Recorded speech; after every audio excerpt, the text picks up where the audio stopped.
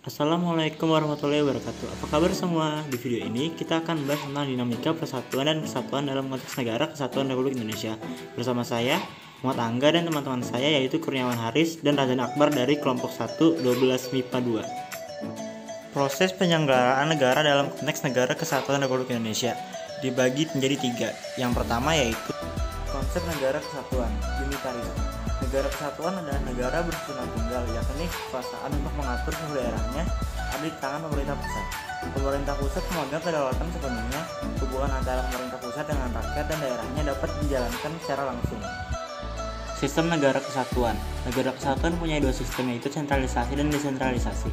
Sentralisasi yaitu semua hal diatur dan diurus oleh pemerintah pusat, sedangkan daerah hanya menjalankan perintah-perintah dan peraturan-peraturan dari pemerintah pusat.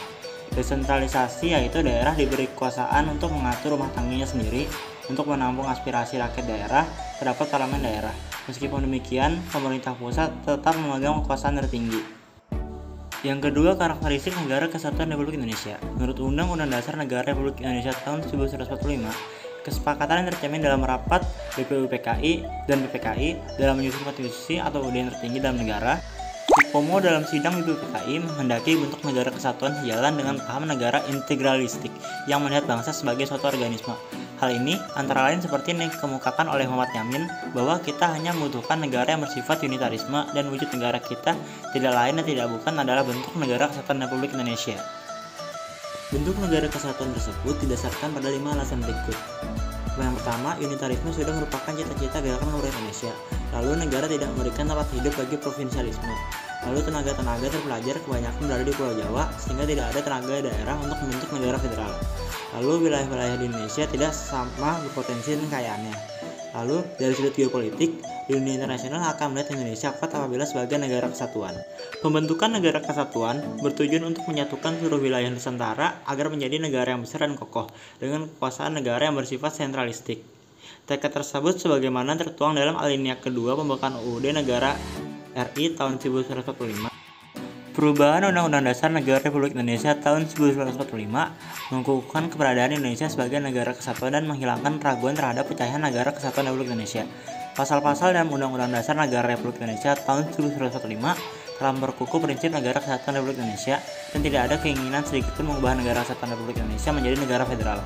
Pasal 1 ayat 1 Undang-Undang Dasar Negara Republik Indonesia tahun 1945 yang merupakan naskah asli mengandung prinsip bahwa negara Indonesia ialah negara kesatuan yang berbentuk republik. Pasal yang dirumuskan oleh PPKI merupakan tekad bangsa Indonesia yang menjadi sumpah anak bangsa pada tahun 1978 yang dikenal dengan Sumpah Pemuda, yaitu satu tanah air, satu bangsa, dan satu bahasa, yaitu Indonesia. Wujud negara kesatuan Republik Indonesia semakin kokoh setelah dilakukan perubahan Undang-Undang Dasar Negara Republik Indonesia tahun 1945 yang dimulai dengan adanya ketetapan Majelis Permusyawaratan Rakyat. Salah satunya adalah tidak mengubah pembukaan Undang-Undang Dasar Negara Indonesia tahun 1945 dan tetap mempertahankan negara kesatuan Republik Indonesia sebagai bentuk final negara bagi bangsa Indonesia.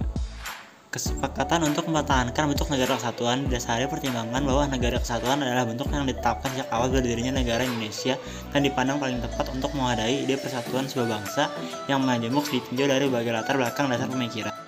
Prinsip kesatuan dalam negara kesatuan Republik Indonesia dipertegas dalam alinea keempat pembukaan Undang-Undang Dasar Negara Republik Indonesia tahun 1945 yang berbunyi dalam upaya membentuk suatu pemerintahan negara Indonesia melindungi segenap bangsa Indonesia dan seluruh tumpah darah Indonesia.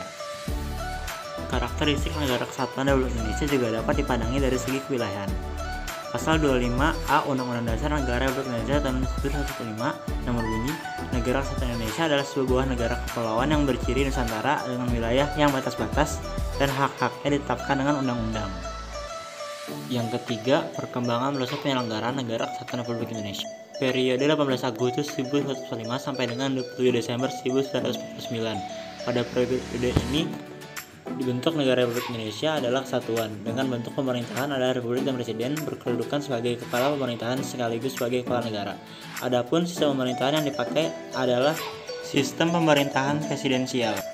Periode 17 Agustus 1950 sampai dengan 5 Juli 1959. Pada periode ini Indonesia menggunakan Undang-Undang Dasar Sementara Republik Indonesia tahun 1950 yang berlaku mulai tanggal 17 Agustus 1950. UU DSRI 1950 merupakan perubahan dari Konstitusi RIS yang diselenggarakan sesuai dengan piagam persetujuan antara pemerintahan RIS dan Pemerintah RI pada tanggal 19 Mei 1950. Periode 5 Juli 1949 sampai dengan 11 Maret 1966, masa Orde Lama.